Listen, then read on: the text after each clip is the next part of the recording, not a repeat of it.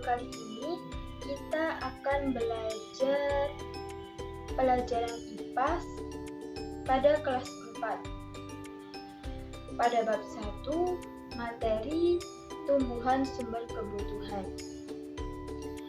Pada bab ini kita akan mempelajari yang pertama, yaitu bagian tubuh tumbuhan dan fungsinya. Apa saja sih bagian dari tubuh tumbuhan itu?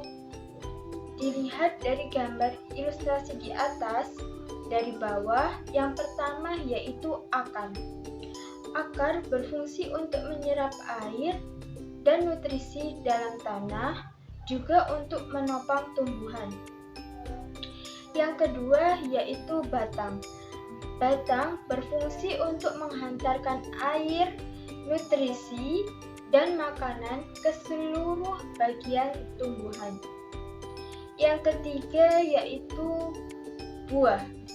Buah sebagai tempat menyimpan cadangan makanan.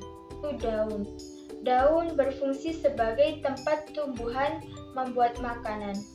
Dan yang terakhir yaitu bunga.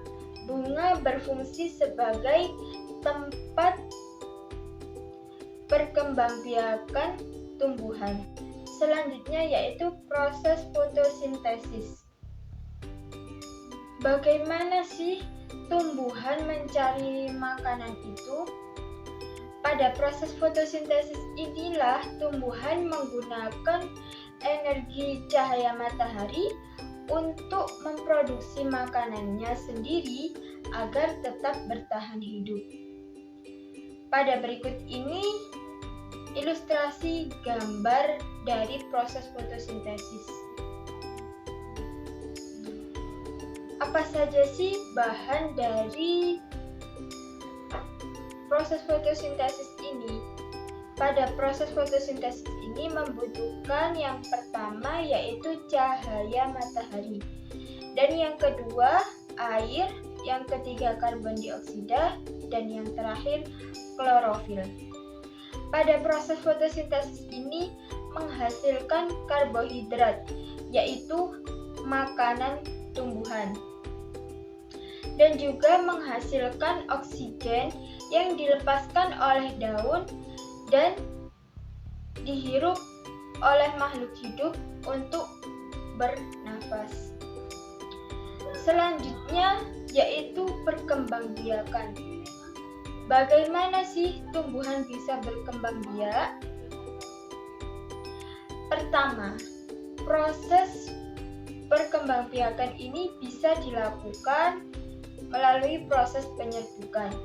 Proses penyerbukan ini terjadi pada bunga, di mana di dalam proses ini meliputi bertemunya antara benang sari dan putih.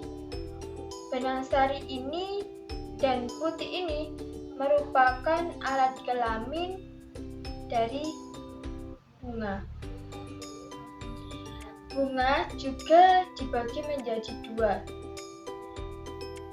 Yang pertama, bunga sempurna dan bunga tidak sempurna.